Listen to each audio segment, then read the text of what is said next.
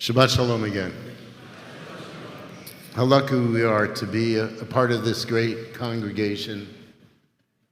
Our services are so beautiful in no small measure due to the artistry and beauty of Cantor Fishman's voice and her work, and together with Tomer Adadi and our choir, it's just raised the level even more. And so, again, as I often do, I thank you, Cantor Fishman. I also, last week, those of you who were here heard the introduction of a new Kedusha that Magda and Tomer wrote and arranged for this congregation, but it's going to be a very important piece in the American liturgical Jewish music platform, as it were. And we're so appreciative of that. And then the next day, I heard a new Israeli folk song that Tomer and Sachi Halevi released, and it's already on YouTube, and you can hear it. It's a song about love. Sachi Halevi was one of the actors in Fauda, and he spent time in Gaza recently. They didn't release the song. They finished the song or recorded the song right before October 7th, before Rosh Hashanah actually. And they decided that they would release it on October 10th, realizing at that time it was an inappropriate time to release a love song. But it was released this past week. You will all hear it. You will all know it. It will become one of the really beautifully well-known Israeli folk songs of our time. So, Tomer, where are you? Yasher Koach to you.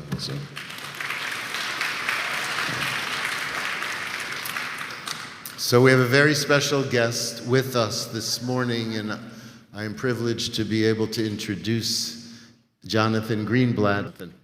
So Jonathan is the CEO and National Director of the Anti-Defamation League. He was previously Director of the White House Office of Social Innovation and Civic Participation under President Barack Obama. He's an entrepreneur with experience in private, public, and non-profit sectors. Jonathan co-founded Ethos Water, which was acquired by Starbucks. He subsequently became Starbucks' Vice President of Global Consumer Products. Prior to this, Greenblatt founded All for Good, was CEO of Good Worldwide, and was a senior executive of Realtor.com.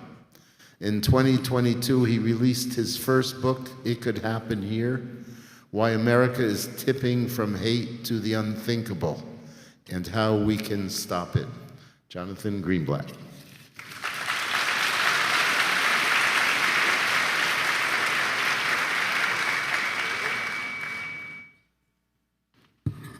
Shabbat Shalom. I'm deeply grateful, Rabbi Steinhardt, for you welcoming me here and inviting me to spend Shabbat morning. Thank you for that very kind introduction. My father was kfelling in the seat next to me. And it's nice to be here with my wife and son and other members of the ADL team. But more than anything, I need to start by congratulating Shaya. Bravo.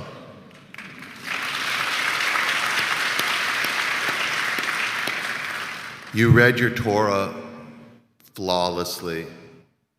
You chanted your Haftorah remarkably. And I love the Star Wars kippot. You get big props for that.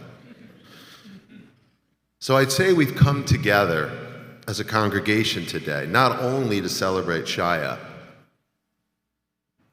and pray together, but to be together in a house of worship, filled with continued hope, filled with ongoing light, and filled with bountiful love. And as the days post 10/7 turn to months, we need that hope. We need that light. We need that love now more than ever. We need it because we come together at a time when our hearts are still broken, when they are heavy and scarred. I know that for me, and I guess for many of you, the last 4 months have been some of the hardest of my life. We remain in pain and dismay, a kind of sorrow, looking ahead and wondering what the future holds. You know, it's an odd feeling because 119 days after the worst day for our people since the Holocaust, we find ourselves looking ahead toward a future that suddenly seems so uncertain. But our lives have been overtaken by a past that the Jewish people, that all of us, know all too well. That's because I think the scenes that unfolded on 10/7, they were horrifying, they were shocking, they were unmooring. But in some corner, in some recess of our Jewish souls, they were familiar. Because they hearken back to a previous time, to the stories that we heard, maybe from our grandparents, maybe from our great-grandparents.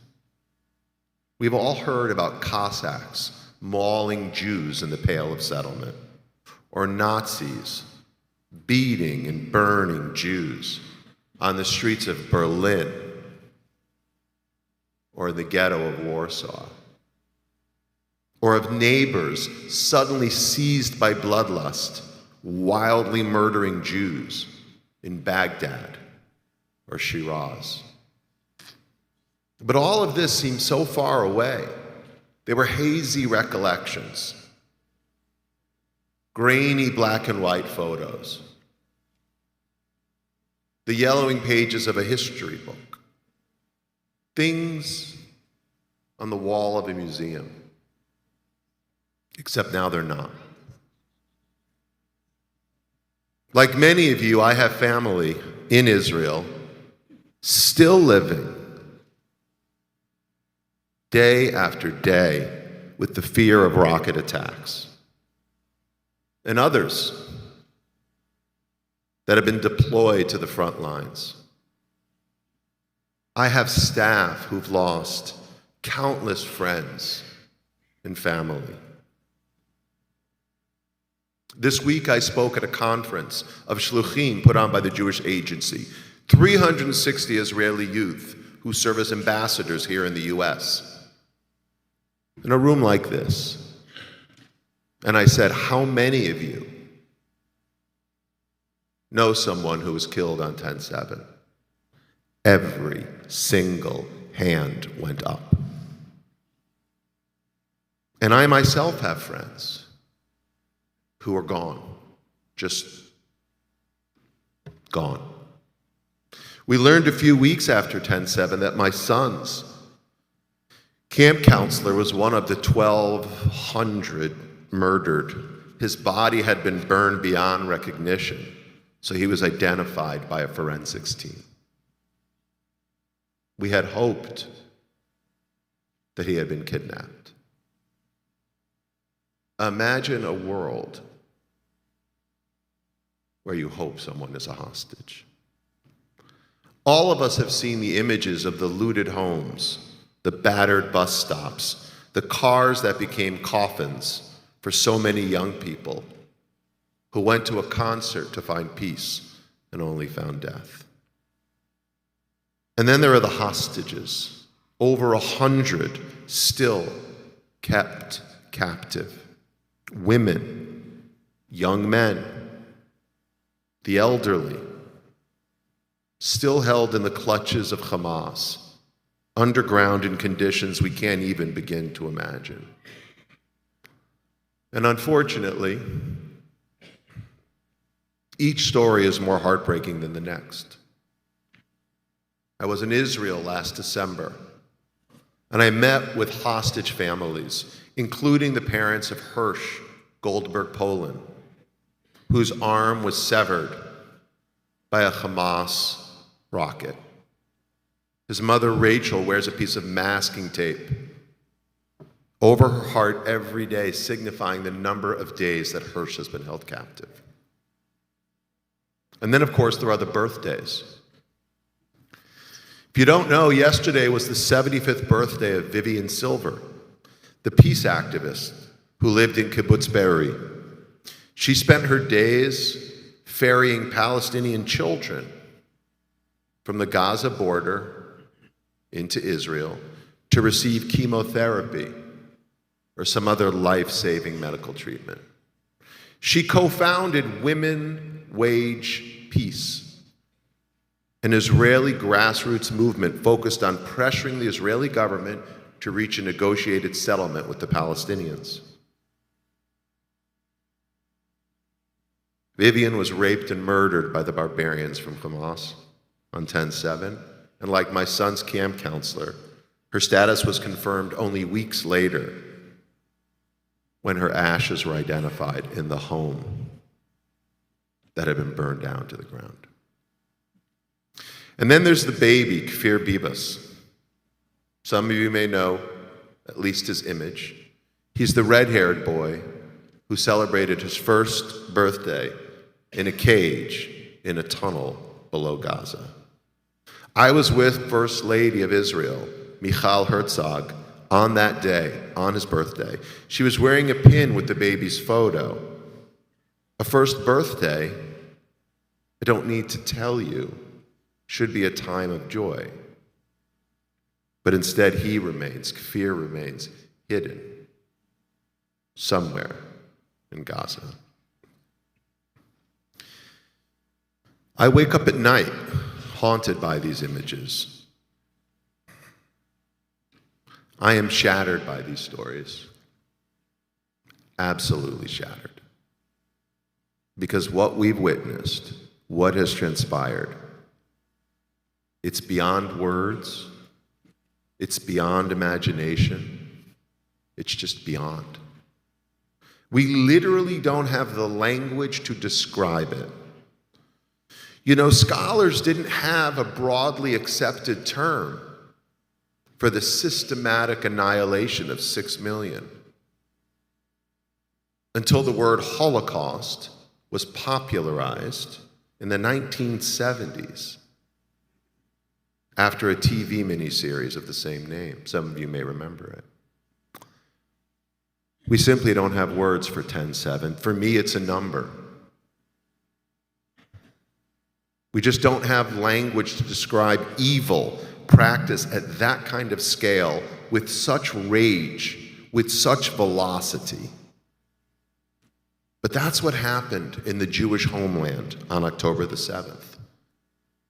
And here in this place, in our tradition, which is a tradition of words, we have a day without words. 4 months later, we're fully immersed in 2024. And while we're trying to heal from the pain, the staggering loss, we simultaneously have been forced to confront a tsunami of anti-Jewish hate that has overwhelmed our community, our country, our world. In this moment, we have to draw strength from each other,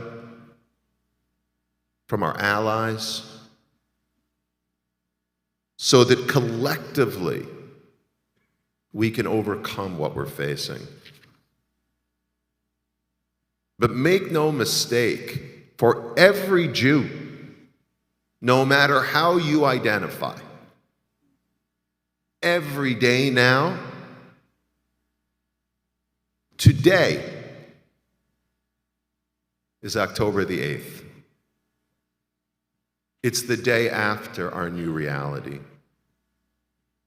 Look, at ADL, we have a simple mission that was written not in 2023 or 2013. It was written in 1913, 110 years ago. And that mission is to stop the defamation of the Jewish people and secure justice and fair treatment to all.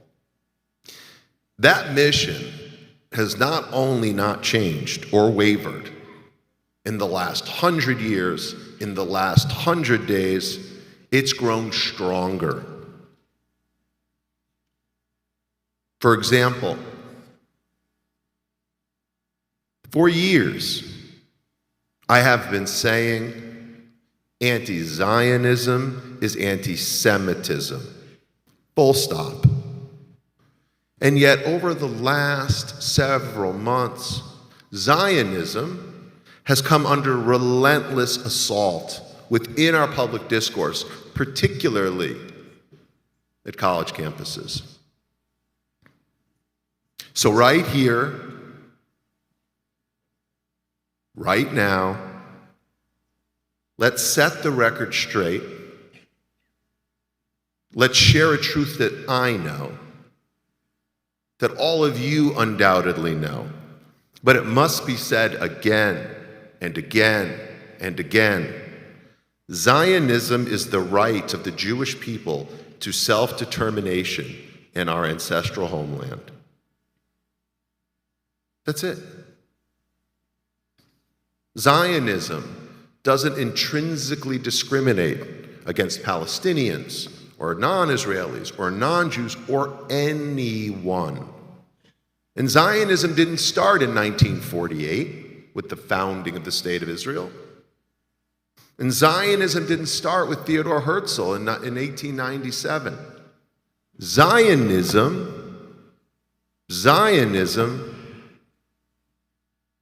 started right here. Right here. I'll challenge you. Open up your Chumash, those big red books.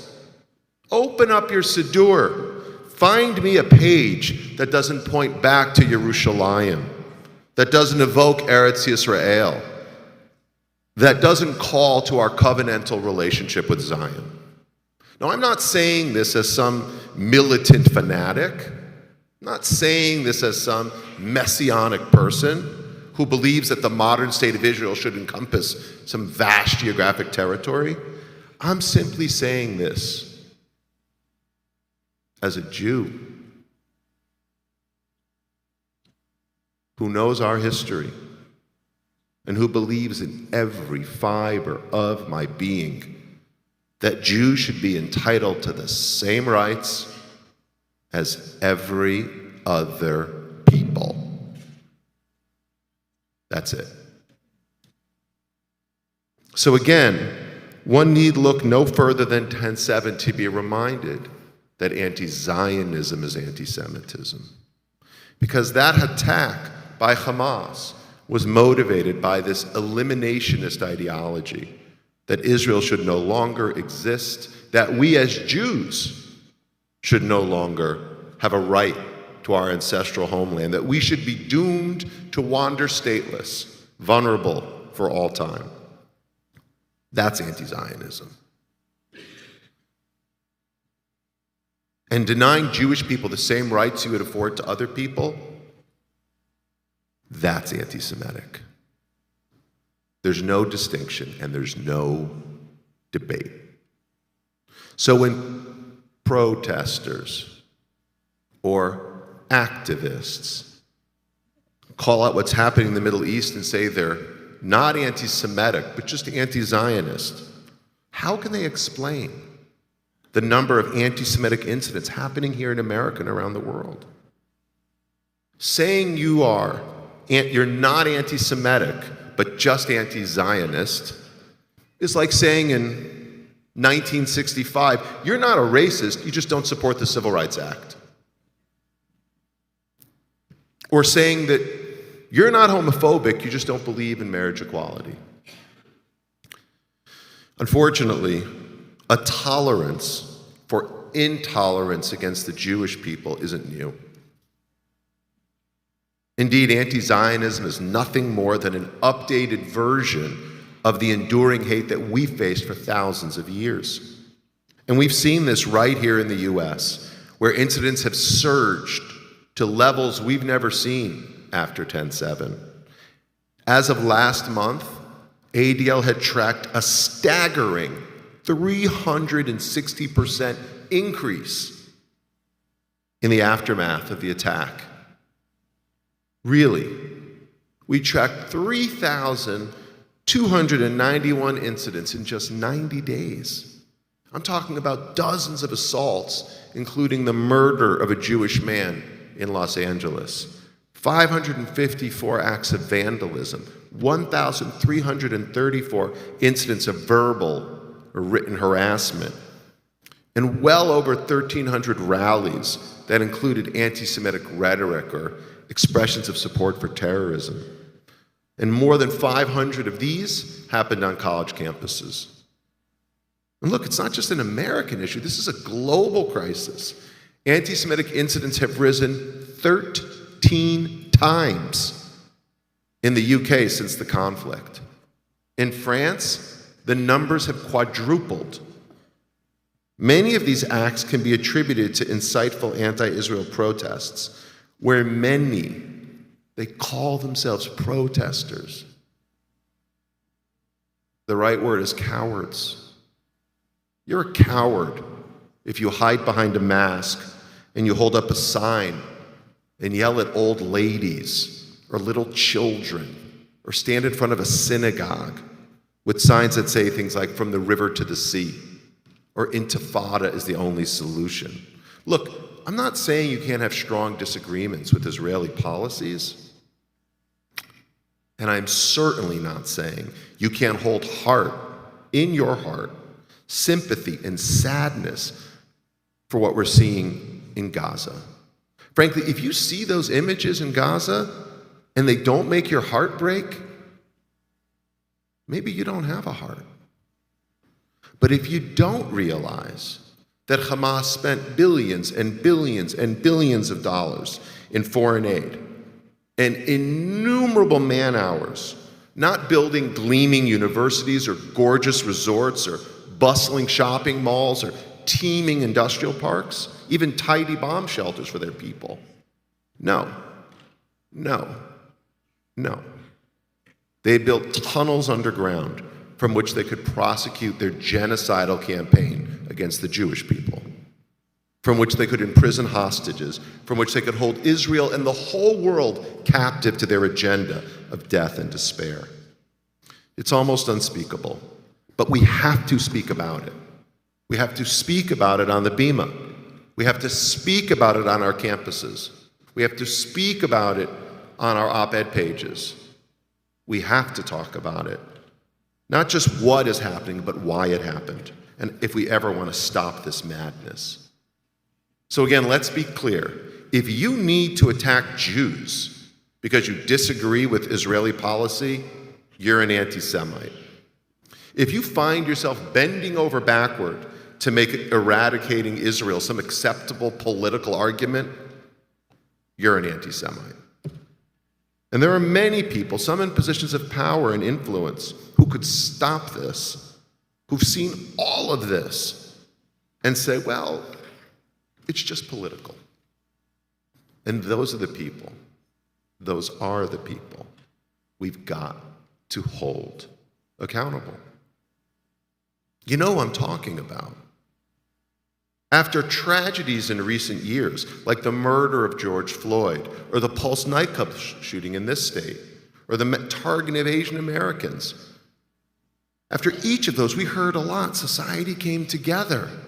People from all walks of life locked arms and made it known that in the United States of America, this was unacceptable. In contrast, in the days and the weeks, the months after the Hamas massacre, we had to ask, where are our university presidents? Where are our communal leaders? Where are the balanced journalists? Where is the outrage? And so in this moment, what weighs on me, it's not the intelligence failure of the Shin Bet. That will be corrected. It's not the military failure of the IDF. That too will be investigated and resolved. It's not even the political failure in Israel. I'm confident that elections will fix that and consign the leaders who are asleep at the wheel to the dustbin of history. What weighs on me now, it's the moral failure of our so-called leaders here who failed the test. You saw some of them in Congress in December. And now they're shopping around their resumes. But it's not a universal condition. I spent the morning just yesterday with President Julio Frank at a round table with Jewish students at the University of Miami. For those who don't know, President Frank has been rock solid, not just in his support of Israel per se, but in demonstrating the kind of moral clarity that seems to escape his peers. The Jewish students at University of Miami shared with me how they felt supported by him, supported by the staff at that school. Look, I'm telling you, if you haven't made the drive down to that university, you are missing out. And many of you might think, well, my grandchildren, they should go to Harvard or Penn. In an October 8th world, we've got to rethink everything. And University of Miami looks pretty darn good from where I sit.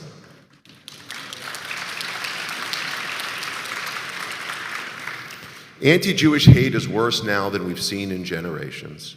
It's supported by algorithms online, social media platforms that are so influential, they would make Goebbels blush. And we're contending with anti-Semitism on the extreme right, where Nazis are proudly marching and targeting our communities, right here in Florida, dropping flyers in neighborhoods, openly calling for violence against Jews. And then we're battling those on the far left who openly call for Israel's destruction and spew these Hamas talking points at universities. It's sort of a horseshoe effect. A two-front assault with the far left and the far right adopting each other's tactics. Strangely enough, the one thing that brings them together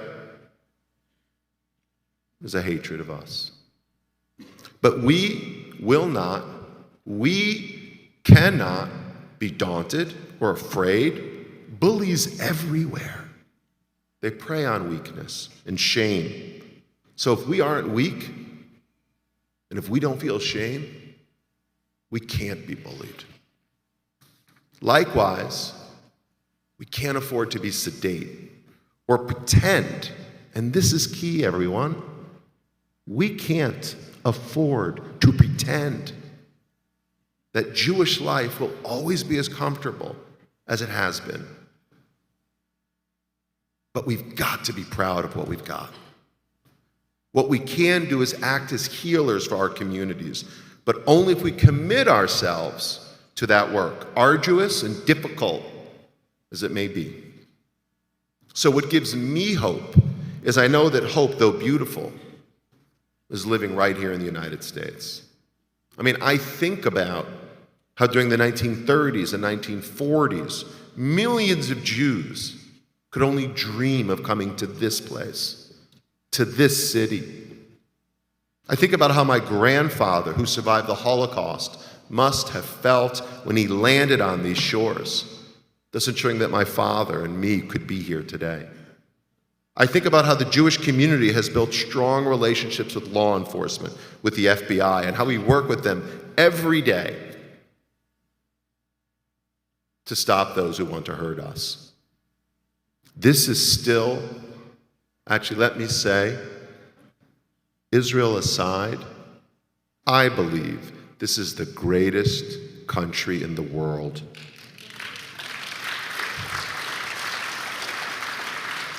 I believe that because we have the ability to organize and speak out and elect the leaders we believe in and make tomorrow better. What gives me hope is remembering that many of the strongest Jewish organizations that are household names, they started like ADL when Jews had no influence, when Jews were vulnerable and weak, but how they united and made this place better, how they came together with other leaders like a Dr. King and so on, and how we honor their legacy when we come together today. The only solution is Jewish unity. The only solution is Jewish unity. And right now, I believe our community is more united and stronger than ever. Our detractors, they may be loud. It's hard to miss them. but they're not effective. I mean, I was inspired yesterday at this round table, sitting with Jewish kids like Betty and Cameron and a young man named Jonathan, to see in their eyes strength and determination. And then there were students there like Bill and Emmeline, non-Jewish kids who came to Hillel because they said they wanted to be allies for their Jewish friends. So I look at those young people, I look at you, Shia, and I'm inspired. And I think about their bravery. I think about your courage being up here. And if they're not worried, should we be? Or should we listen to them and redouble our own strength? So should we be worried? Concerned? But again, this is the time to dig deep. When we worry, it holds fear, and we can't and should not be afraid. We've got to act boldly because nothing diminishes action more than anxiety. So I'm not saying we should be falsely optimistic. The challenge we face are immense, and there's no cavalry coming. We are the cavalry. You are the cavalry, Shia. So we should be concerned and motivated and determined. We should make sure that our Jewish college students can live and study on campus without being afraid, that Jews can wear their kippot, put a mezuzah on their doorpost, and not be attacked. But we can't fight hate alone. Our task will continue to be joining in more partnerships with others. Again, in the Black or Latino or Asian American communities and more. We need to engage those communities, not wait for them. We need to go to them. By the way, because those communities are us. Keep in mind that this Jewish community is a multi-denominational, multi-ethnic, multi-racial community. How many of you have family or friends or know Jewish people who are biracial or LGBTQ or who hail from Latin America or other parts of the world? So don't let those people tell you that we're different. We are them and they are us. And second, let's keep in mind that we may have some disagreements on certain issues, but as Americans, we can be united in common cause. And even those allies who have not been out in front, we can't push them away. We gotta bring them in. Being a citizen of this country means having a shared responsibility to each other through what I call counsel culture, not cancel culture. That means not canceling people when they get it wrong, but counseling them so they get it right. Not pushing them away when they make a mistake, but pulling them in. Not trying to erase them when they commit an error or some kind of offense, but embracing them. And we can be angry when they're not with us the way that we want, but we have still got to engage them and share them where we are. This is why we must confront those who hate, not with hate of our own, but with hope. This is why we've got to engage those who express antipathy, but not with the antipathy of our own, but with empathy. That's why we've got to reach out to those who haven't engaged us, not with anger, but with openness to bring them to our point of view.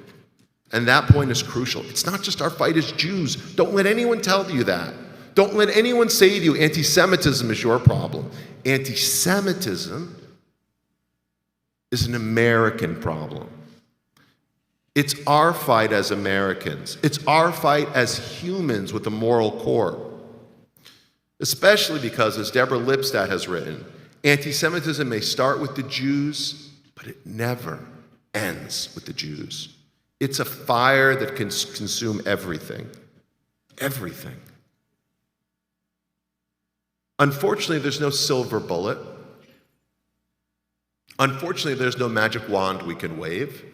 It will take time to extinguish this blaze, to remediate the mold and the rot that has so contaminated our institutions. But this task that's in front of us It pales in comparison to what our brothers and sisters in Israel are facing, but it's just as existential. We can't afford to take our lives here for granted, like my grandfather did growing up in Magdeburg, Germany, like my wife's family did growing up in Tehran, Iran. Because if it could happen in Ophir, folks, if it could happen in Kibbutz Be'eri, it could happen here. We've got to hold the social media companies accountable for the hate they spread on their platforms. We've got to hold the universities accountable to create safe environments for our students. And we must assume the identity of advocates. If you are sitting in this shul this morning, you are an advocate, and your voice has power. And you should take confidence in that, and you should use that power. And finally, perhaps most importantly, we need to stop hate from starting in the first place, to teach and remind our children of right and wrong. You know, this Shabbat Shaya read to us from Yithro. It's arguably the most central episode in the entire Torah, when God delivers the Ten Commandments to the Jewish people through Moshe Rabbeinu. It was a divine revelation like no other that shaped our moral imagination for millennia, that changed the course of humankind. When God gave us the Ten Commandments, He made it clear there's a right and a wrong. How we treat each other matters, and not only to one another, but to the one who created us, for we're all children of God. This is the message. This is the message that our children need to hear, and Lord knows that side needs to be reminded of it. And perhaps it's a message again on this Shabbat we can remember. Never to be silent in the face of evil. Never to stand down in the face of hate. Never to be quiet in the face of anti-Semitism. Never again. Never is now. So today, in these uncertain and challenging times, let's choose unity and hope, not alienation and despair. Let's choose to drench the world with our knowledge of good, to fill the world with light, to replenish the stocks of possibility that seem so depleted, so that together, through unity, we can fight against the darkness and build a world focused on good. Am Yisrael Chai. Am Yisrael Chai. Am Yisrael Chai. Thank you very much. Shabbat Shalom.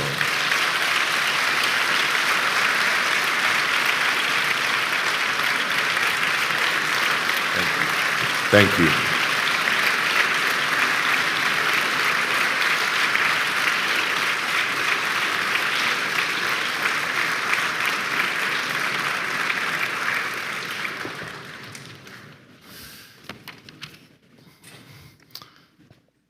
Thank you, Jonathan. We certainly appreciate your presence and your words.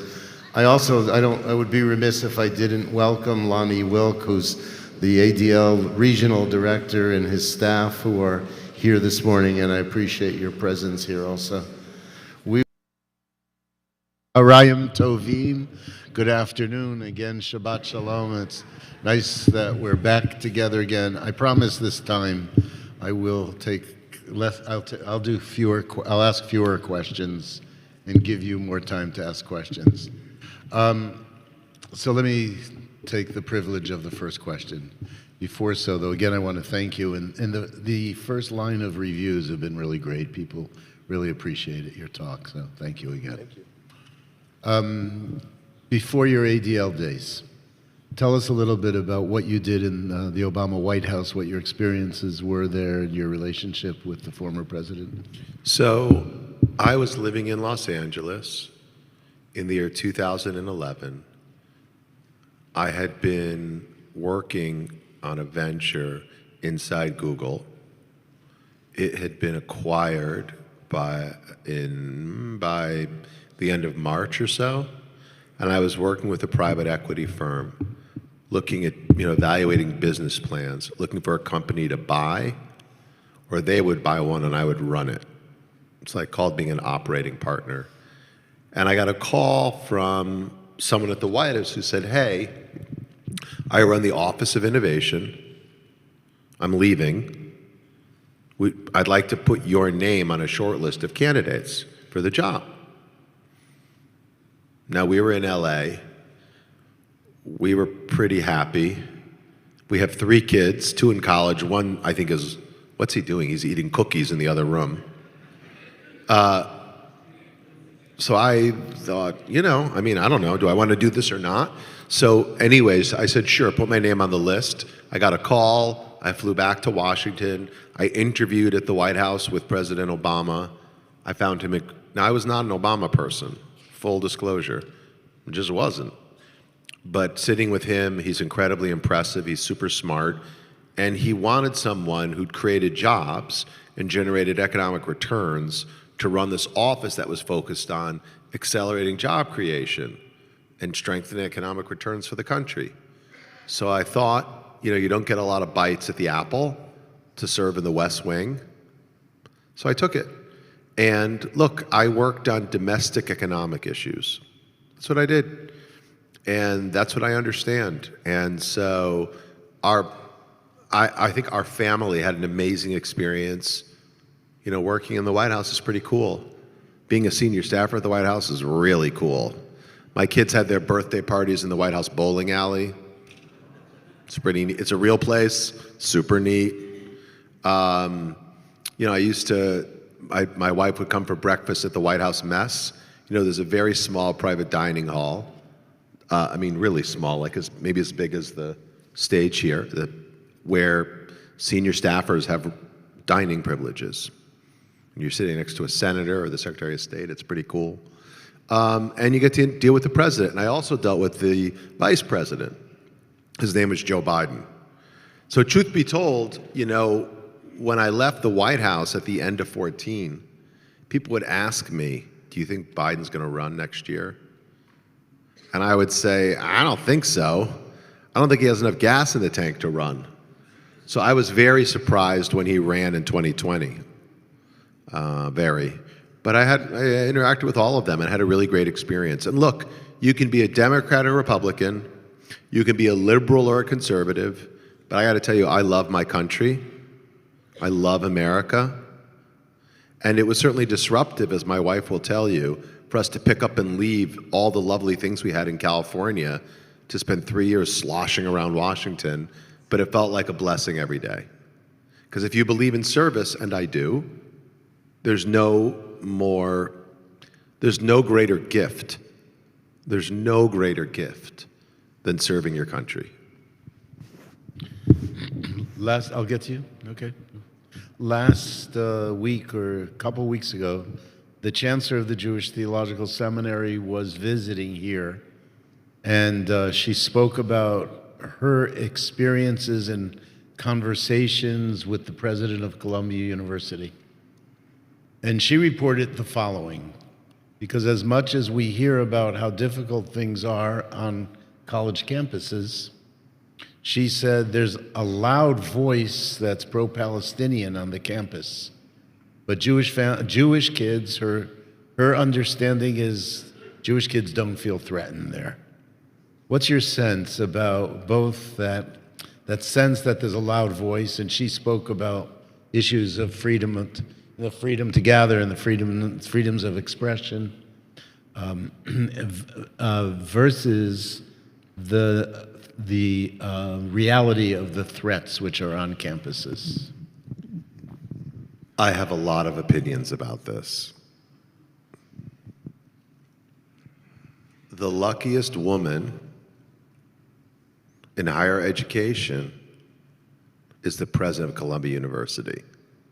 Because for those who don't know, she was called to testify before Congress on December the 4th, and she had a pre-existing commitment in France.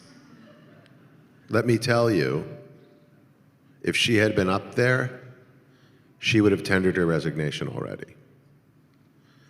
My son, our son, is at an Ivy League college, and I've seen what he's dealing with every day. And he has friends at Columbia. I've seen the pictures. I've heard the stories about, I'm going to call them pro-Hamas students. Because let me be clear, I think I'm pro-Palestinian. Don't infantilize the human beings by suggesting the only way to be pro-Palestinian is to like dance on the graves of Israelis. It's despicable. Really. It's reprehensible. So I think there should be peace between Israel and the Palestinians. When that happens, it's good for the Israelis and good for the Palestinians. So I'm pro-Palestinian. Okay? Period.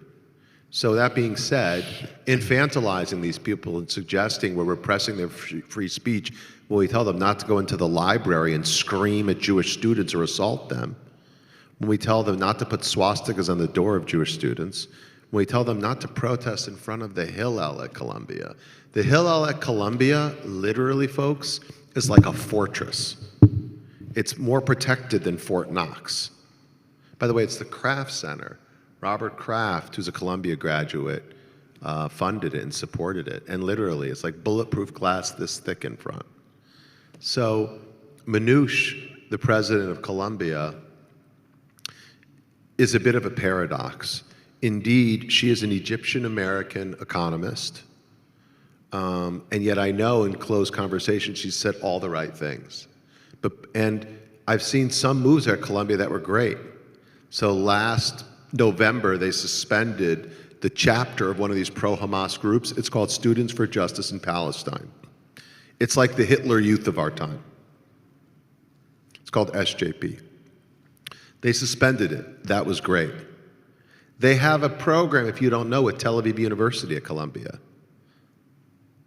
So a student can go to this program with Columbia and Tel Aviv University and graduate in 4 years with 2 degrees. It's great. And they have a program with JTS that's been around for, I don't know, 50 years plus. It's great. And again, the Kraft Center is one of the best Hillels in the United States. It's great. And yet, and it's certainly true that I think Jews can walk around Columbia and not feel like they're going to be assaulted. But can we be honest with each other, guys? It's hard for me to give anybody credit for saying, well, the Jews don't feel like they're going to be assaulted. Like, that's the barest of bare minimums. Now, could a Jewish student be the president of Columbia University's Senate? I'm being hypothetical here. I'm being rhetorical. Could a pro-Israel Jewish student be the president of Columbia's Student Senate? Could a pro-Israel student be a Middle Eastern Studies major in a program that's chaired by Rashid Khalidi, a very, very problematic academic? Do you think that pro-Israel student could get an A in Middle East Studies there? Do you think that Jewish students can study in the library without fear of other people coming in and screaming at them for being baby killers? I mean, this is what life's like at Columbia. So again, I think President Shafiq has done some of the right things, but I don't think it's too much for any of us to expect that these Ivy League presidents, with their fancy degrees and their gigantic endowments and their extraordinary salaries, can just protect our kids. That is not too much to ask. And it shouldn't be controversial, and it shouldn't be hard. So when that question is asked, is there pushback? You mean to say when someone asks me the question of how are they doing? No, it's more like if the president of Columbia University is asked to have the proper amount of protection of Jewish students. Does that president provide that? Oh. Yeah. Well, look, full disclosure. So ADL believes in working with everybody, or at least we try. We worked with Liz McGill at Penn. Uh-huh. We worked with Claudine Gay at Harvard. I've talked to Santa Ono at Michigan, and what's her name? Sally Kornbluth at MIT, and all the rest of them. And no, I don't think any of them have really given adequate answers, which is why some of them are now, looking at jobs on Craigslist. I'm exaggerating. But then I meet someone like President Frank who gets it. Right up the road in Gainesville, President Sass, bravo. So He's great. It is not to say that spine should not be in short supply, but somehow it seems to be a scarce commodity among this class of professionals. Please go to the microphone.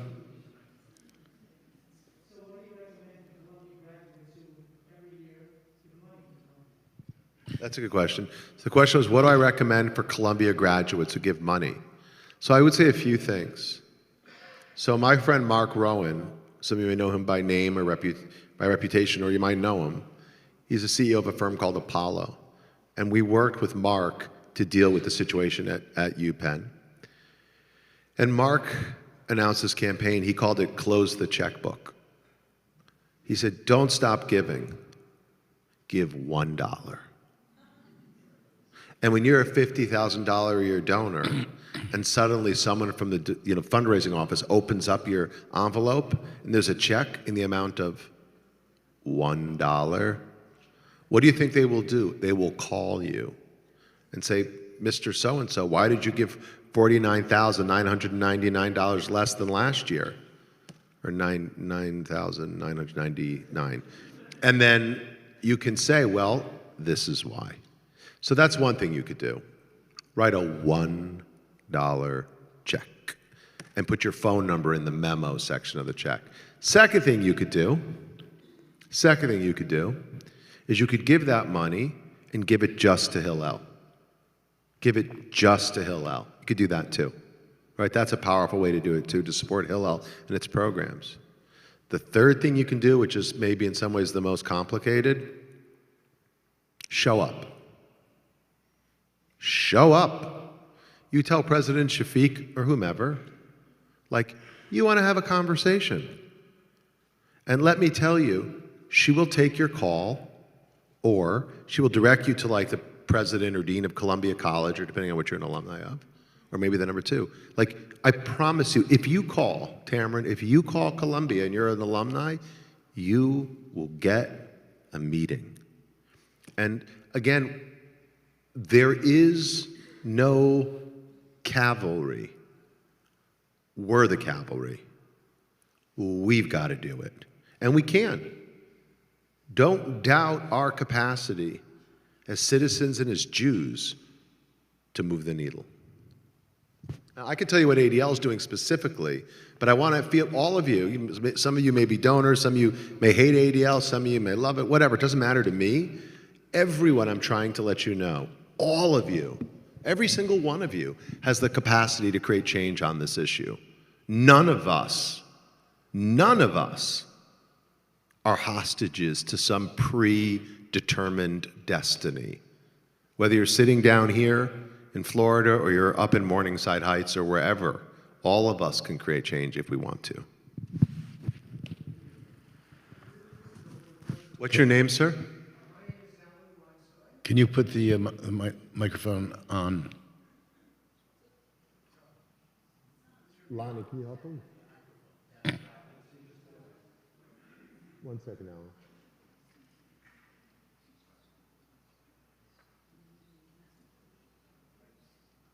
All right. There you go. No? It's a Shabbos mic. What are you going to do, Michael, right? All right, Alan, you have to speak up. Wait. Here, look. No, but there are people that are watching that are not in the room, so we need the mic. Let me have that one, Lonnie.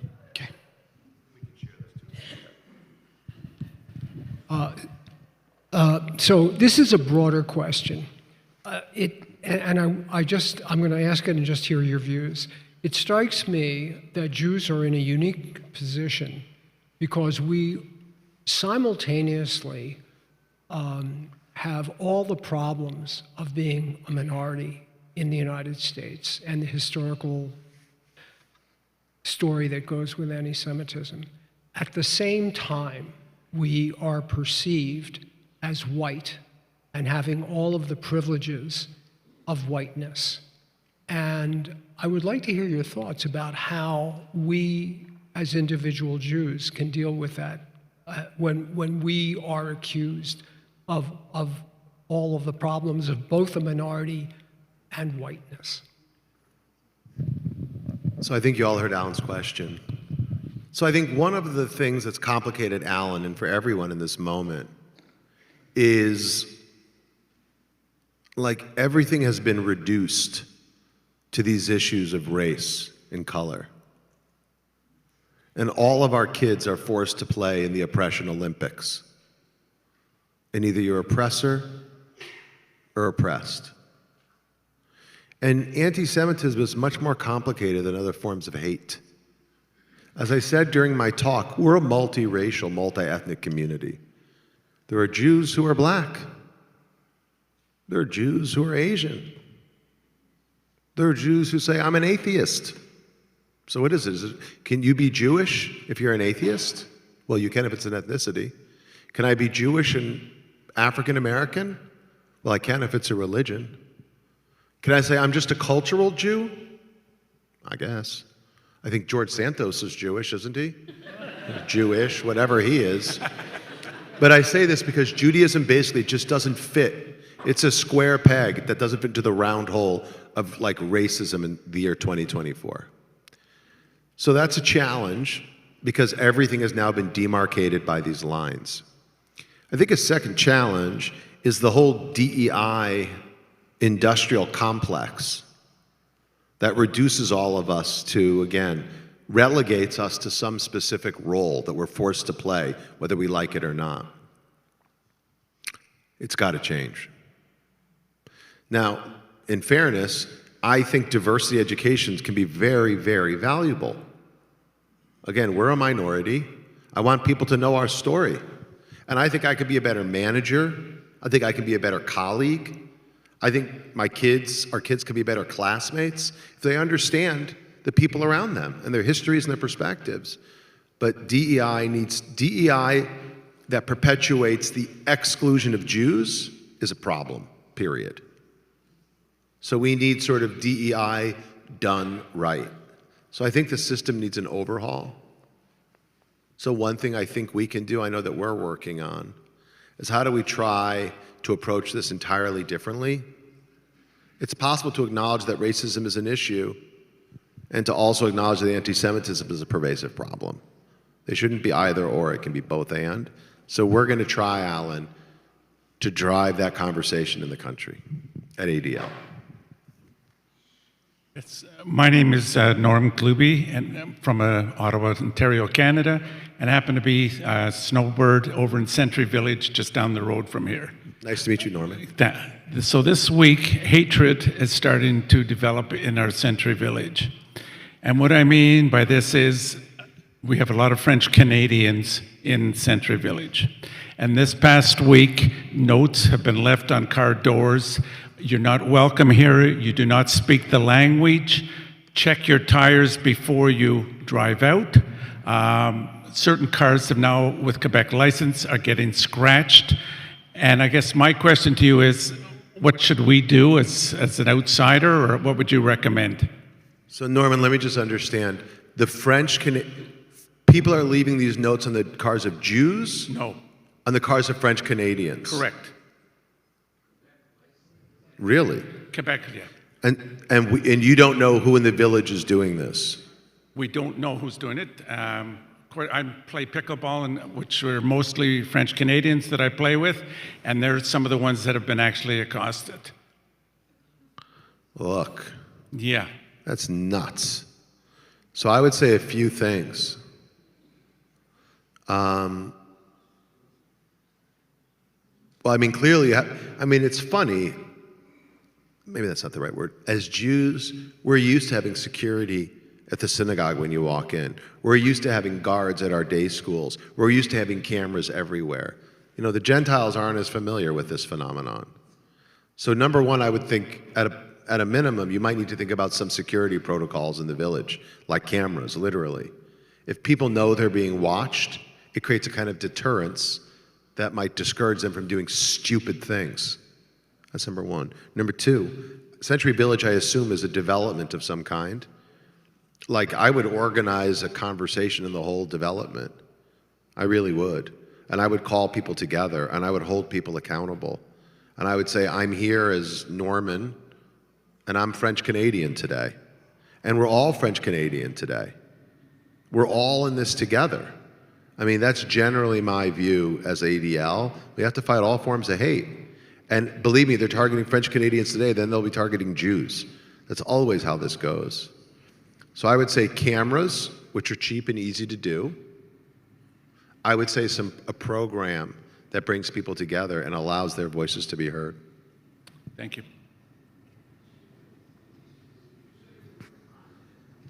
Some French Canadian person was accosted, not Norman.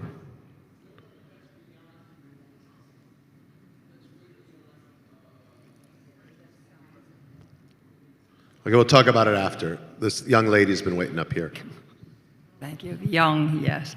I wonder if you could tell us. Ma'am, what's your name? Oh, Nancy Schoenberg. I wonder if you could tell us something about some programs, just a few programs that ADL has done, and what changes or ideas you may have for the future going on now. Well, I think Nancy asked a good question. She said, tell me about a program you've done and changes you're hoping for. Why don't I talk a little bit, because the earlier question came about Columbia, about what we're doing on college campuses, to give you a sense about how we're trying to change the game there. Now, truthfully, ADL has historically not been on college campuses. We don't go there because there's so many Jewish groups on these college campuses. There's Hillels and Chabads on campus, and AEPIs and ZBTs and 123s and this and that. So I don't want to go to a place that's already full of stuff happening and tell kids how to do things. But to answer Nancy's question, we've mobilized now because obviously we were wrong. We were wrong. We were wrong. We needed to be there, and we needed to be more focused on this problem. I just don't think we were enough. So what are we doing? Number one, ADL fights extremism. And the stuff happening on college campuses is being driven by some extremist groups. I mentioned one already, SJP.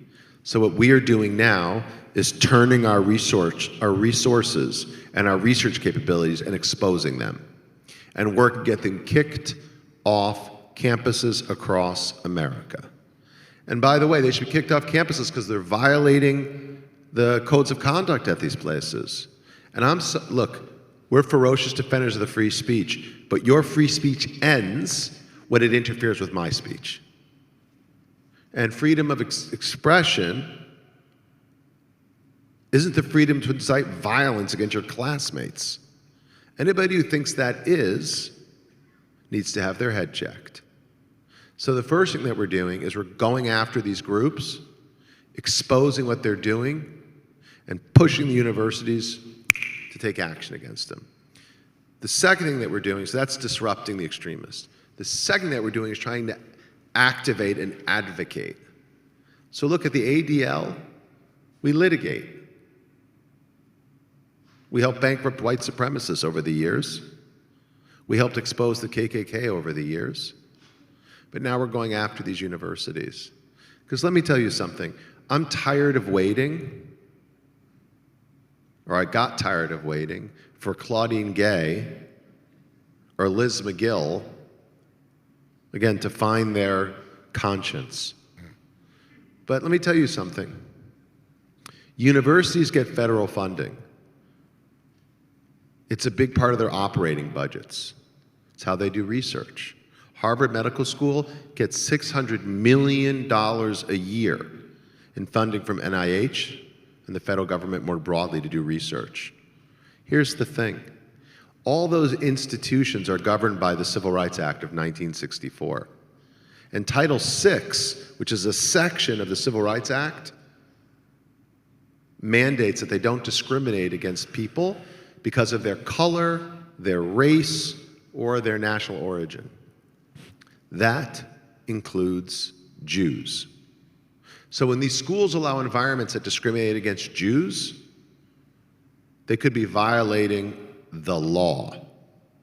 How is that determined? The Department of Education investigates them. How do they know to do that? Because you bring cases. So what are we doing? We set up a call-in line for students or staff or faculty who've been discriminated against to let us know so we can explore the litigation opportunity. ADL did this in partnership with Brandeis Center, Hillel, a couple other groups. Guess what? In 2 months, we've had about 460 cases submitted to us. Wow. Now, we've also, so who's going to investigate those 460 cases? Well, we brought in the law firm of Gibson Dunn, big national firm, and with their help, we've trained hundreds and hundreds of lawyers from firms like Gibson Dunn and Latham and Arnold and Porter, gigantic white shoe firms. We have about 300 or so lawyers trained up. Every call that comes in, a lawyer from one of these top firms speaks to the person, investigates the case, and makes an assessment whether or not there's a real case. So let me tell you, it's one thing if I'm waiting for, Liz McGill, the former president of Penn, to find her spine. It's another thing when someone on the board of trustees who's on the audit committee who deals with risk finds out that ADL is preparing a lawsuit that will sue them for $500 million. Now we move out of the conversation of their conscience to the conversation of their pocketbook. And it's no longer about freedom of speech. Now it's like, how do I run my budget if I'm going to have a $500 million hole? Because by the way, if you're found in violation, your federal funds are frozen and withdrawn, and you're not eligible for future grants. So this is what we're doing. And to be clear, ADL won't do all these cases. I'm training up an army of attorneys who will take on those cases. An army. And I'm going to let them fly. So this is the second thing that we're doing. And then the third thing is I want to change the narrative. And Alan asked about, white and DEI and that stuff earlier. But I want something more here and more now. So I think it'll be in April, maybe May. ADL's, we do a lot of reports at ADL, you probably know. We're going to issue our first ever report card of universities, grading them and how they're dealing with anti-Semitism. And the hope there is not to be punitive, right? But to encourage positivity. So I want to create a race to the top that encourages the president to say, how do I go from a C- to a B, to an A, to an A+. It'll be transparent, and we're going to do it every year. This year's the first time, but I think we'll probably end up moving up the timing, because my goal is, how many of you have kids who, you got a couple here, Michael and Lauren, who may be going to college at some point, God willing. I want you to be able to help your kids decide where they go to college. And I want you to be able to look at U.S. News and World Report. I want you to look at the ADL report card to make sure that the school we're applying to are safe for our kids.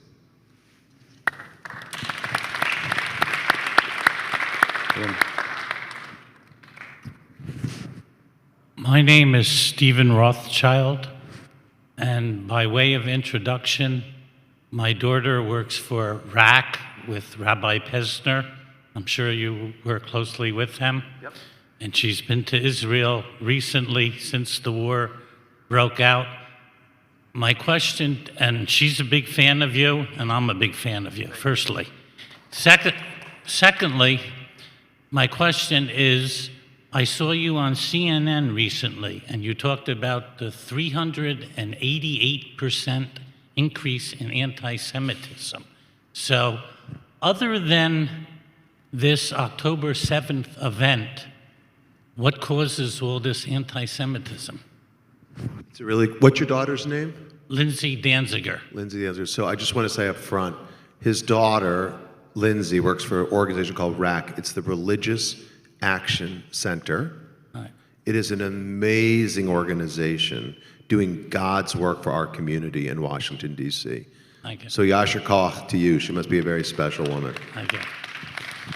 So, like, what causes anti-Semitism in this moment? I think there are really pretty much four things.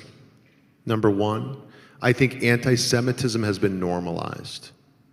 So, again, whether it's the anti-Zionists blaming everything on Israel, as they do, and saying somehow anti-Zionism is a credible political project, it is not. But that then becomes mainstreamed on the left.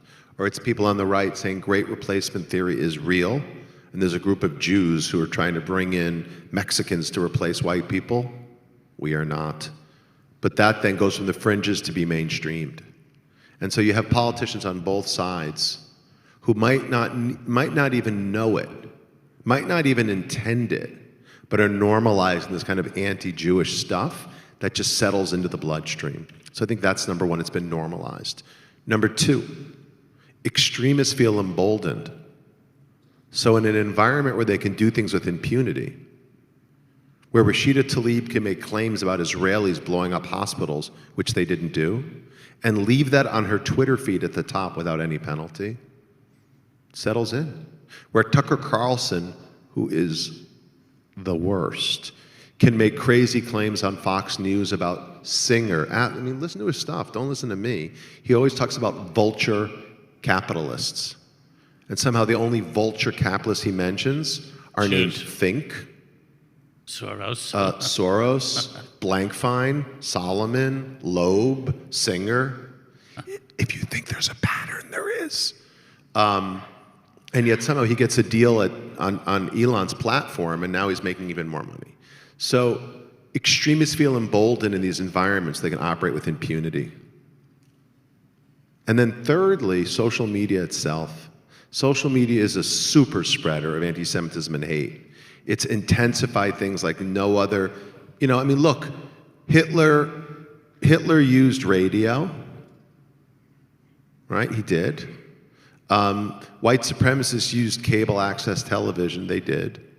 But now all the extremists have the internet and have Facebook, and it's way more powerful than those before. So that's part of the problem. So I think social media plus, and by the way, at ADL we track all this. We have our Center on Extremism tracks the bad guys on the public web, on the private web, on the dark web. We're monitoring them 24/7. Dozens and dozens of people doing this work. So I know exactly where they are, I know exactly what they're doing. So add technology, plus the extremists being emboldened, plus anti-Semitism being normalized, and then there's one last factor. In a world where systems fail, where cynicism is so high, where there's skepticism about the judiciary, or about the elections, or about government, or about science, or about media. And by the way, I'm not saying some of that isn't legitimate, don't hear me the wrong way. But in an environment where people feel like systems are failing, they look for scapegoats to blame. And we know the role that we so often play throughout history. So I think all those factors swirled together created the conditions we're living with right now. So that's a good answer, but with that conversation, it leads to my next question. You made it clear you equate anti-Zionism with anti-Semitism, right? But where you confused me is, are you for a two-Palestine state? Two-state solution? Yeah. So I definitely think the vision of a two-state solution is right. I'm not quite sure when and how we get there. Okay. I mean, Gaza was a state, right? Right. Didn't turn out so well. So on the other hand, I think if Palestinians don't have equality and dignity, the Israelis will be consigned to war forever. So at the end of the day, we need some kind of long-term solution that allows Israelis, our family members, to live with safety and security. And Palestinians will need to live with dignity and equality. They will. If we think that they won't, we're kidding ourselves. But I don't see that happening, unfortunately, anytime soon. Thanks. Okay. Next Thank you. question. Hi, I'm Linda Jack now. Linda? Hi. Hi. Thank you for a fabulous speech today. And I think my question may be moot now, I hope. When you took over ADL, it seemed that it changed somewhat. Instead of being mainly against anti-Semitism, so much of the time, and this is from lecturers that I have heard from ADL the past few years, so much of the time was on anti-racism and anti-everything else bad. And my question to you, which I think you kind of answered, I hope, was that as a result of the horror of October 7th, is ADL now going to focus 99% of their efforts and money in taking care of our own, in taking care of anti-Semitism and the perpetuation of Am Yisrael Chai? So, Liz, I think that's a very fair question. So look, I will tell you a couple things. So number one, I didn't write the mission statement for ADL, you know. It was written in 1913 to stop the defamation of the Jewish people and to secure justice and fair treatment to all. I didn't write that. It's been around a long time. And I know in the 1940s, when Jews were still contending with discrimination in the United States, the leadership of ADL started fighting for black civil rights. I know in 1953, where are they now? Well, those people are dead. Those people are dead who filed those amicus briefs. But in 1953, ADL filed an amicus brief in Brown versus Board of Education. This is on the side of desegregating the schools. And there was a big debate within ADL. Should we be doing this? This isn't Jewish. This isn't defending the Jews. Should we be arguing to desegregate America's schools? The leadership of ADL said, yes, we should, because of our mission statement, justice and fair treatment to all. Now, by the way, just to be clear, I think that was the right decision. What percentage of our efforts, my question is, I'm not saying not to be concerned, but so much of our efforts But Linda, you're right. were not. So let me just finish. So I think you're right.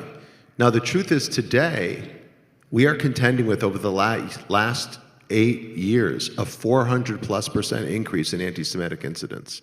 That was before 10/7. So we have reallocated labor at ADL.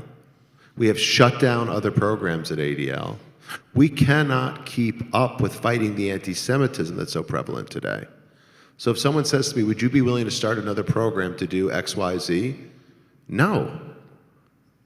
The reason why, so again, our theory of the case, Linda, is you got to fight anti-Semitism, all forms of hate. But you know you know what my job description is? And Lonnie's and Candace's here in the front row. And the job description of every employee at ADL? To protect the Jewish people.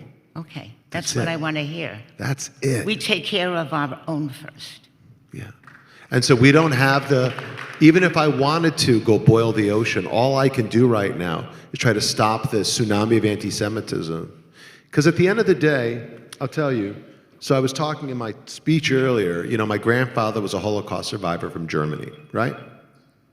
My dad's sitting in the front row. And my grandfather never would have imagined in a million years, when he was a young person, that his grandchildren, me, my brother, my cousins, would be born in America. He always thought, well, they'll be born in Germany, because where else would they be? And then the Nazis came. And my wife, who's sitting in the front row, is from Iran. And when my father-in-law was growing up, he never would have guessed in a million years that his grandchildren one day, like my kids and my nieces and nephews, would be born in America. He would have said Iran, because where else would we be? And then Khomeini came, and the Islamic Republic, and it's fascism. So Linda, I'm answering your question in a long way. The reason why I took this job is I want my grandchildren to be born here in America. I hope. And I will fight with every last breath to make sure that that happens. Okay, thank you. Hi, my name is Sandy Rock, and Hi, Amy. trying not to be political. okay. This has been plaguing me for a long time, and I can't seem to resolve it. If we all are proponents of freedom of speech, and if it's illegal to yell fire in a theater, at what point are dog whistles illegal or not? Well, Amy, I think, so there are a couple things. It is illegal to yell fire in a crowded theater. It is. And the freedom of speech is not the freedom to slander people.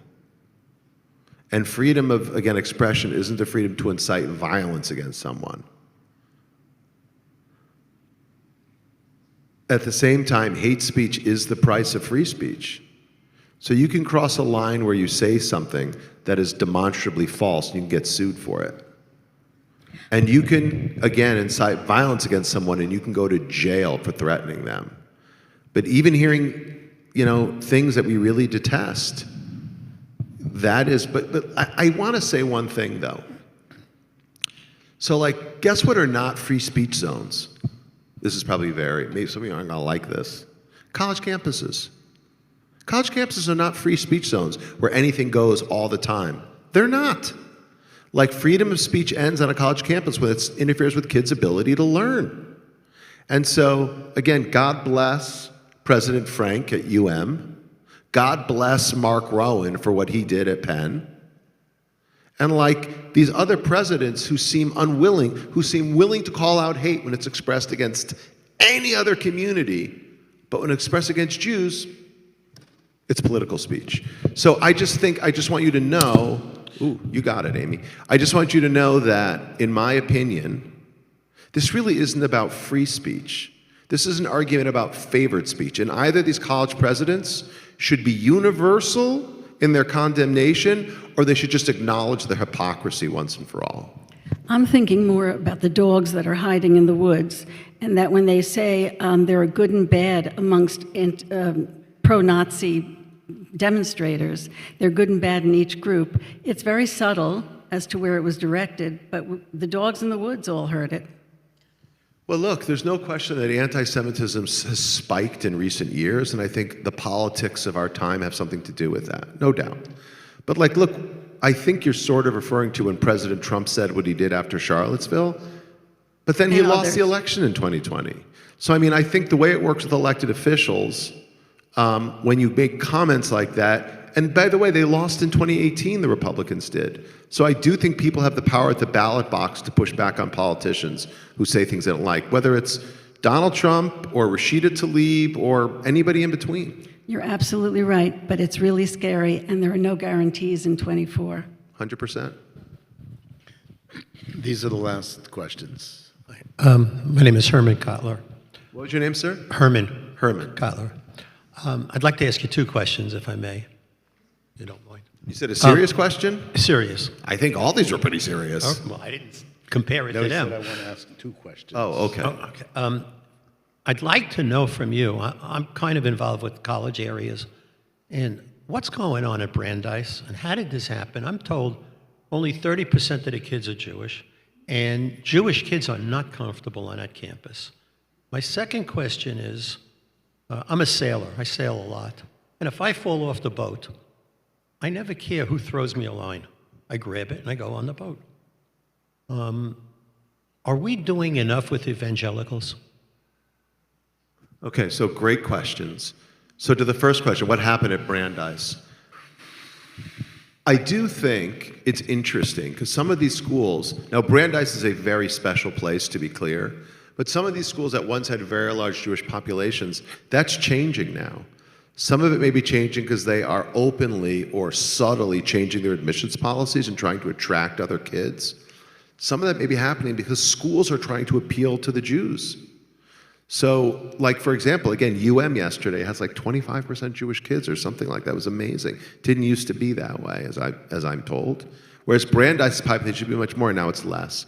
I think when presidents and administrators allow anti-Zionism and hate to fester on their campuses, they scare away the Jews. If you ask me, it's a self-defeating, stupid approach.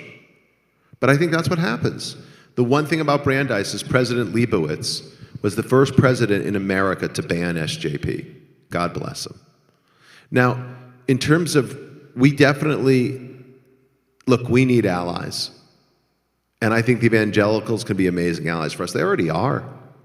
So to answer your question, no, we're not doing enough to engage them. And I think the thing is we might not agree on every issue, and we definitely do not. But like, look, I don't agree with my wife on every issue. Really. I know that's a surprise. No, but I mean that because I think we can make friends and find areas of commonality with all kinds of people if we try. And so I think we as Jews, we're only 2.4% of the population. The idea that we can do this without allies, if any of you think that, we're not very good at math. I mean, we need friends. We need them practically, and we need them like on principle. So yeah, we need to do a lot more of that.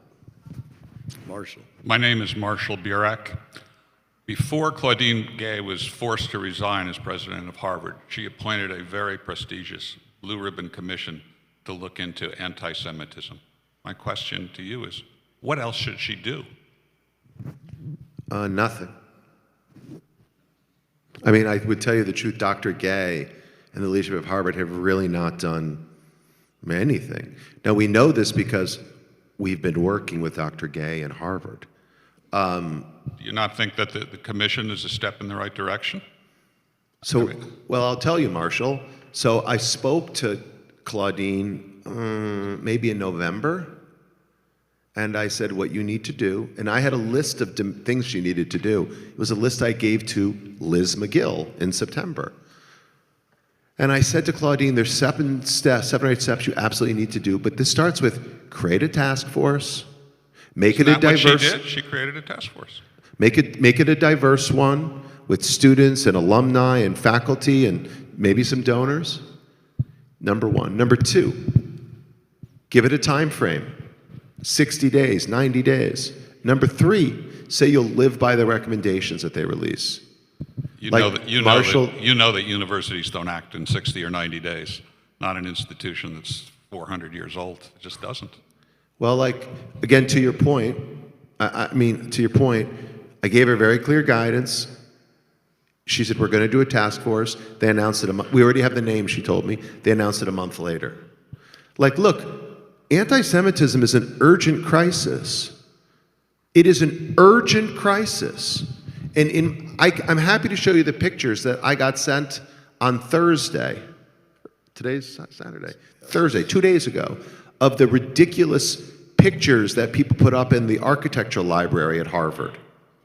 I mean, disgusting things demonizing the Jewish students. My wife went to Harvard. We're very close to this institution. And they've been pathetic. And that's why Ken Griffin's not giving anymore, and that's why Leon Cooperman's not giving anymore, and that's why Seth Klarman isn't giving anymore. And, look, I think Harvard will suffer for their lack of moral clarity for a long time. As a Harvard alumnus, I'm disappointed by a lot of things that are being done, but 2 of the last 4 presidents of Harvard have been Jewish. I can't even imagine what percentage of the faculty is Jewish. It's disappointing that they're not responding more strongly. I mean, I think they're responding, and I hear you that they should respond more quickly and more vigorously. We'll see what happens. Jonathan, thank you for this morning. My name is Leonard Miller. I'm from Montreal, Canada. My first problem as I've got is I don't understand the words anti-Zionism, anti-Israel, anti-Semitic.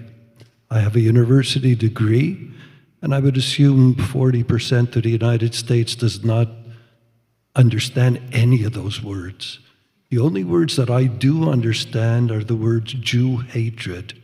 And I'm wondering why yourself and many other of the leaders Don't use the words Jew hatred. I mean, I hear you, Leonard, and I understand that you don't know what these words mean. No, I do know. I'm just being facetious.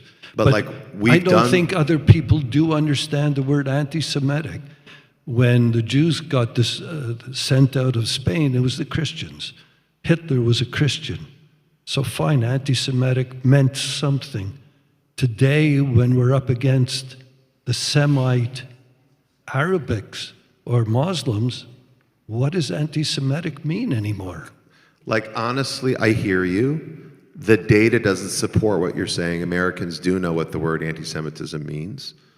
Zionism is not a well understood concept, but anti-Semitism is. But can I be honest with you, Leonard, in truth? Like, the term racism. Tough to understand. Does that make any sense? I mean, black people aren't a different race. We're all the human race.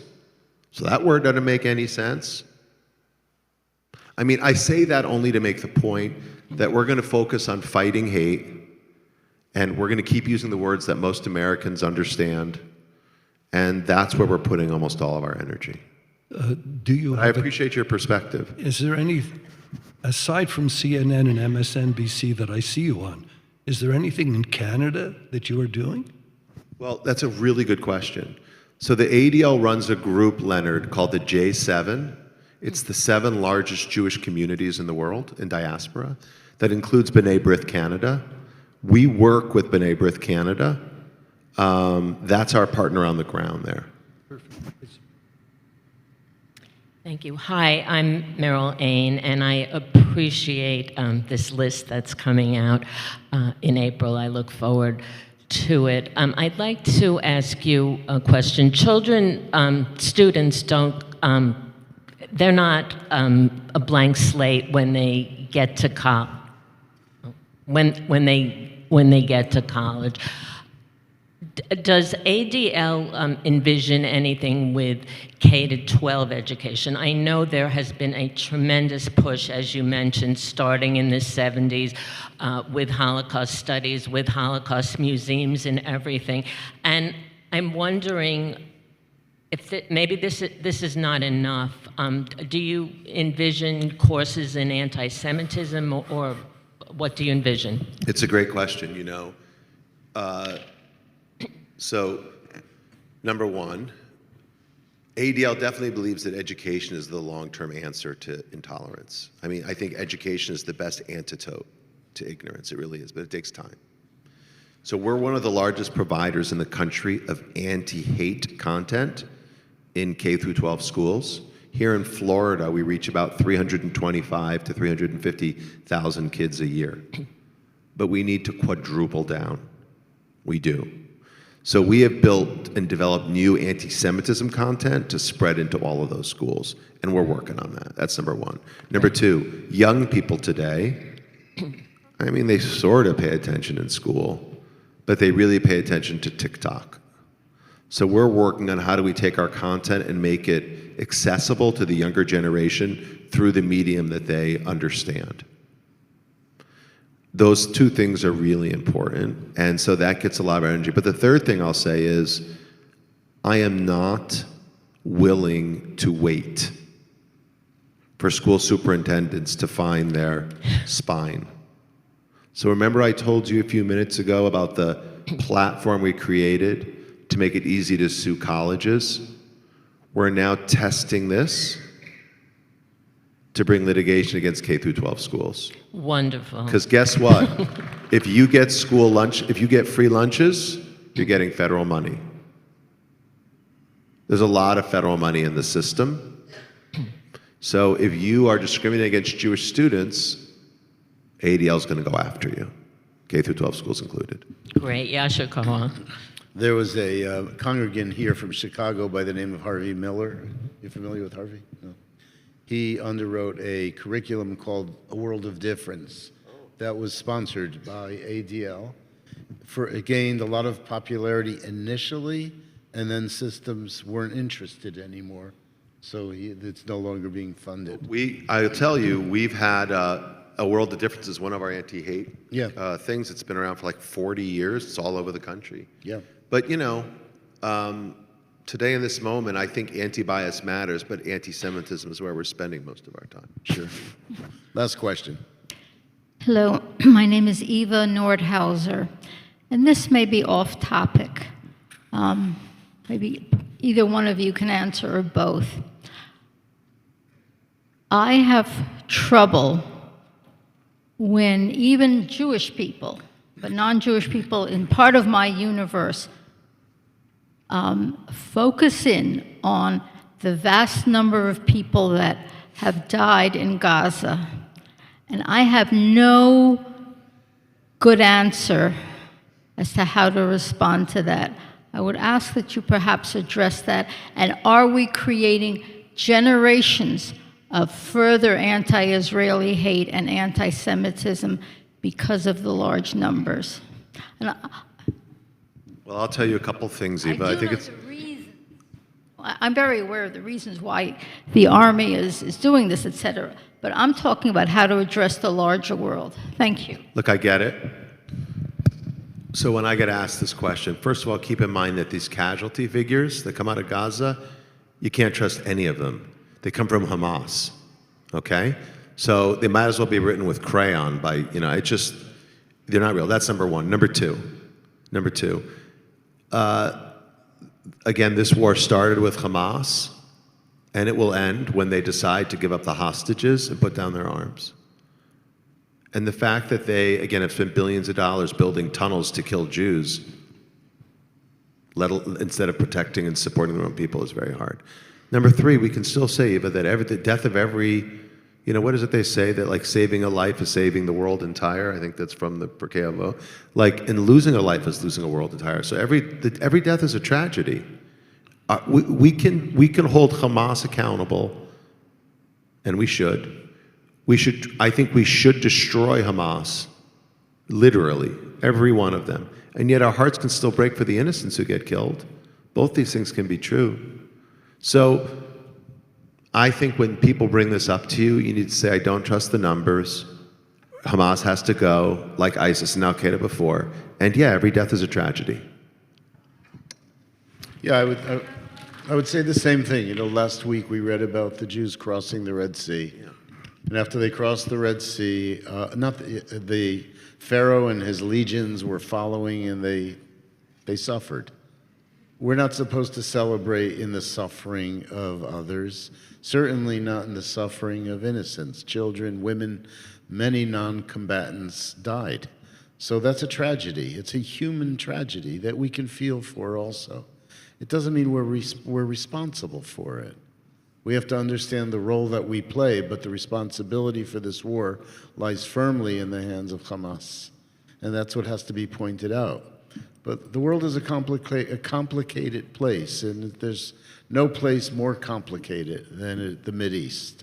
And so that all has to be figured out by both the leaders of Israel and the leaders of the Palestinians, but probably, as we see, it's going to take the intervention of America and Great Britain, as well as the Saudis and the Sunni states, for this to eventually work out. We don't want to live in a constant state of violence or a constant state of war. I think we can all agree to that.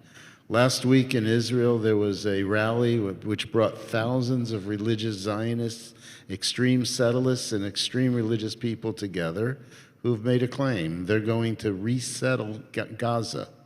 That won't be good for the Jews. That will not be good. That will not be good for the sake of peace. And so we know that the Israeli government now has some responsibility also in moving peace forward. One of my critiques of the Jewish people and organizational Jewish life has been in our inability over the years to be self-reflective, to understand that every conflict has two parties in the conflict. That's not to say that we take responsibility for the war. It's not to say that. But yet we've known what has gone on for the last numbers of decades, and we've been the powerful force, and we've seen a spark leading to a fire and ultimately leading to disaster. We're smart. We're really smart. And as Jonathan pointed out and encouraged us to realize, we're also really strong. So we have to take control of our destiny, and we have to move our destiny to a place where we protect ourselves and work towards peace. Our tradition doesn't promise peace, but our tradition commits us to continually pursue peace, and that's where we have to place ourselves.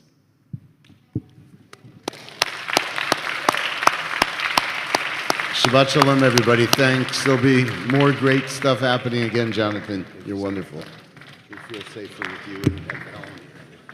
Yeah, I look forward to it.